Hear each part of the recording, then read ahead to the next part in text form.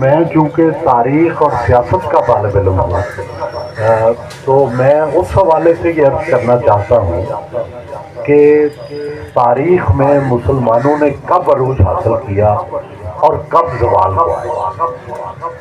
آپ یہ دیکھیں کہ ترکی جو تھے وہ جہاں جہاں گئے وہاں اسلام پھیلا، اور ہمارے جو بنو امیہ کے لوگ اسپین میں گئے 700 سال تک انہوں نے حکومت کی، اور جب وہ نکلے تو سارے کی سارا اسپین کرسچن ہو چکا تھا۔ لیکن ترکی جہاں سے نکلے وہاں سب لوگ، سب ملک کے ملک مسلمان رہے۔ فرق کیا تھا؟ فرق یہ تھا کہ وہ ابن عربی کے اس فلسفے سے یقین رکھتے تھے کہ جو انسان کامل ہے وہ حضرت محمد صلی اللہ علیہ وسلم کی شکل میں اس دنیا میں آ چکا ہے، اور اسی کی پیروی، اسی کی محبت میں دین ہے۔ اور جو مواد تھا، تو شیطان نے کب خدا سے انکار کیا؟ شیطان نے خدا سے کبھی انکار نہیں کیا، وہ خدا کو مانتا ہے، اس نے صرف بندے کو سجدے سے انکار کیا۔ اس نے جو روح تھی انسان کی اس کو سجدے سے انکار کیا۔ تو بنیادی بات ہے کہ توحید جو ہے وہ کافی نہیں ہے۔ اگر آپ میں جو ہے رسالت کا رتبہ نہیں پتا، جس طرح اقبال نے کہا ہے کہ میرا قیام بھی اور میرا جو سجود ہے وہ بھی رسالت معاب، اگر ان کا خیال نہ ہو تو یہ خدا کی جو عبادت ہے یہ بھی اس کا کوئی فائدہ نہیں۔ اور یہ میں نے ترکی کی مثال دی، اسپین کی مثال دی، وہاں سارے مواحد تھے۔ جو اسپین کی حکومت کا جو آخری دور تھا اس میں فتوے لگتے تھے، اس میں لوگوں کو کافر قرار دیا جاتا تھا، اور ترکی کی جو حکومت تھی اس میں صوفیاء کی طرح لوگوں سے محبت کی جاتی تھی، اور آپ نے دیکھا کہ اس کا اثر ہندوستان تک پہنچا صوفیاء کا۔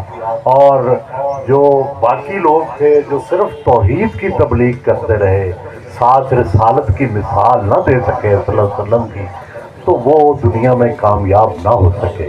اور میں آخری مثال دے کے جو ہے وہ بات ختم کروں گا کہ افغانستان کا جب مسئلہ پیدا ہوا 1979 میں اس وقت ایک طالب علم تھا اور انجمن طلباء اسلام سے میں وابستہ تھا، تو نورانی صاحب ہمارے شہر میں تشریف لائے، تو میں نے ان سے عرض کی کہ مولانا صاحب یہ سارے تو اسلامی جماعتیں فائدے بھی لے رہی ہیں، اور یہ جہاد میں شریک ہو کے ان کی ایک عالمی سچویشن بن رہی ہے، لیکن ہمارے سنی کیوں نہیں اس میں پارٹیسپیٹ کرتے؟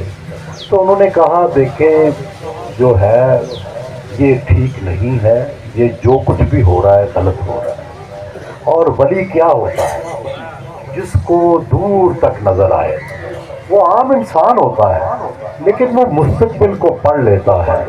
آپ دیکھیں افغانستان میں جو لوگ شریک ہوئے ان کا کیا حشر ہوا، کیا مولانا مفتی محمود کی جماعت اور کیا جماعت اسلامی افغانستان سے کس طرح ان کو نکالا گیا، اور آج افغانستان کس طرح ہمارے لیے ایک مشکل کا باعث بنا ہوا ہے۔ تو وہ لوگ جنہوں نے یہ فیصلہ کیا، آپ دیکھیں کہ ان کی نظریں کتنی دور تک دیکھ رہی تھیں، اور واحد اہل سنت والجماعت تھے جنہوں نے اس میں پارٹیسپیٹ نہیں کیا، اور وہی بالآخر فتح یاب ٹھہرے۔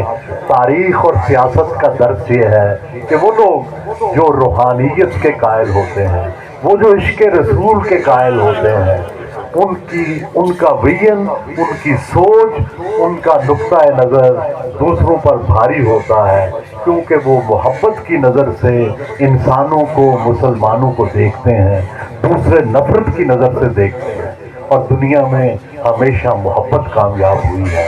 یہی ہمارا سب کا جو ہے سوچ ہے، یہی ہمیں سکھایا گیا ہے، اپنے رسول کریم صلی اللہ علیہ وسلم سے محبت اپنے مسلمانوں سے محبت، اپنے اولیاء سے محبت، اپنے بڑوں سے محبت، اپنے بچوں سے محبت. ہم تو کسی سے نفرت کے قائل ہی نہیں ہیں. تو بس محبت ہے میرا پیغام جہاں تک پہنچے. بہت بہت شکریہ. بہت